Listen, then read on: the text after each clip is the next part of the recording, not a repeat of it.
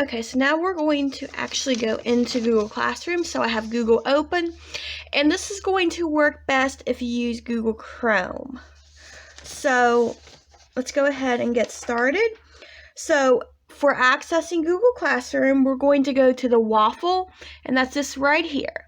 Make sure you are signed into Google. So we're going to click, and you're going to see if you are signed into your school account, Classroom. Click on it, and that should take you to your classroom. Now mine looks a little bit different because I'm coming in from a teacher's perspective. So if your child has joined the class, you're going to see them listed below. And here you can see all of mine. These are all the classes I teach. So I'm going to go into a practice one because I don't want everybody to have access to my classes if they're not in it. So we're going to go ahead and I'm going to click practice class. Alright, so if you see here, below the class title, we have our class code. And this is what your child is going to use to get into Classroom. So right here is your class code. This is what you are going to use to get into the class. If you want to make it bigger, just click right here on this little icon, and it will blow it up for you.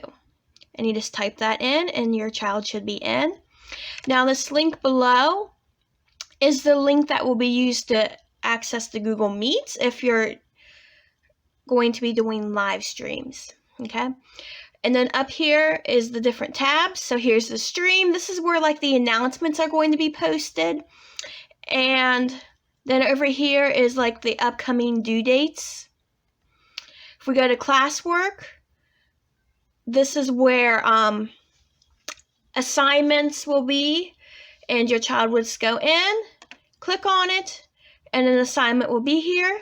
So they're going to go to view material, and right there it is. All right. Over here is the people, and this is where if anybody is enrolled in the class, this is where they will be, and this is where their emails will be. And then over here is the grades tab. Okay. All right, so now I'm going to take you to one of my actual classes so that way you can see what it looks like.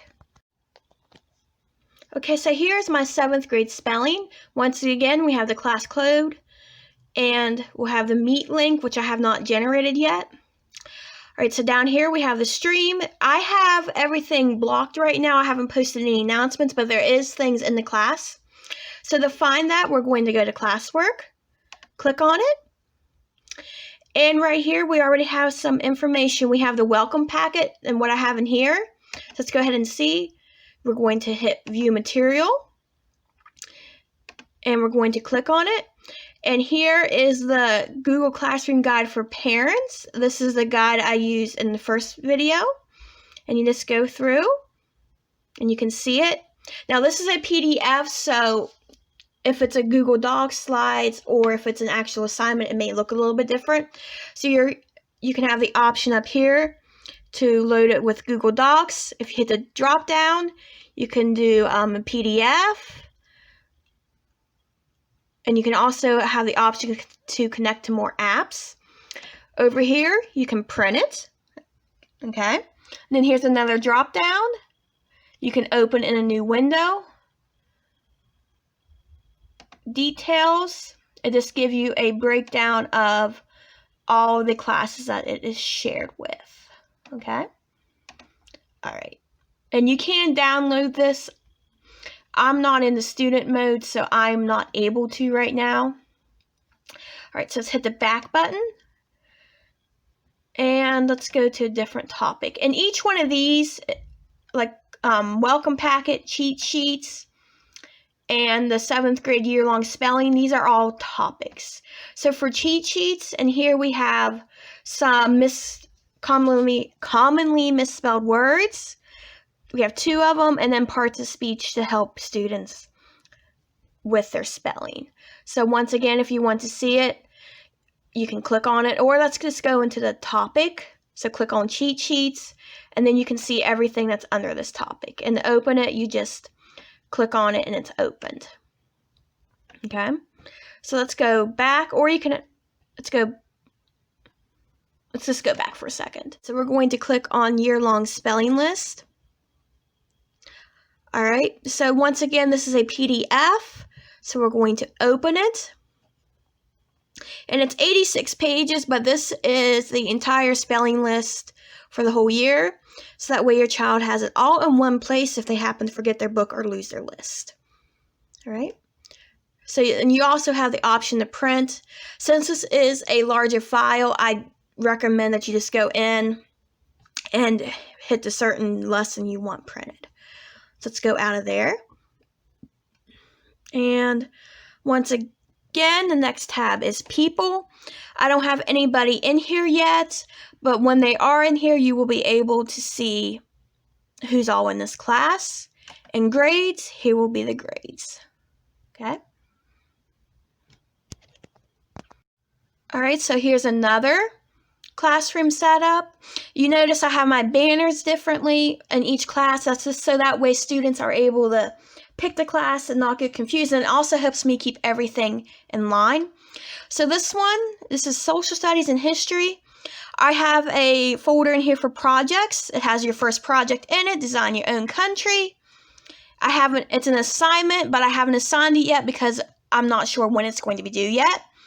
So you're going to hit view assignment. There's no students yet, and it's worth 100 points. So let's go back to instructions. So up here, once again, you have two tabs, instructions and student work. So to get the instructions, it's a PDF. We're going to open. And once again, here is your assignment. Okay, so it has everything students need to do. And down at the bottom, it has sample work.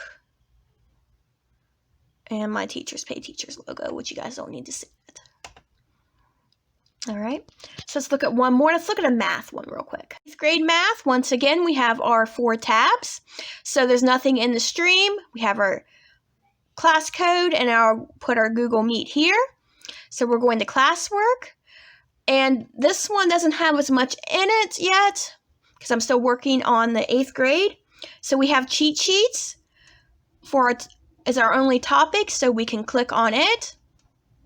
And here we have a place value chart, so we're going to open it. And here's your place value chart for the year. And we also have an integers rules and cheat sheet. And you scroll down, and there you go. Everything's in one spot. All right, so I hope this helped. And like I said in the first part, this is still new to me.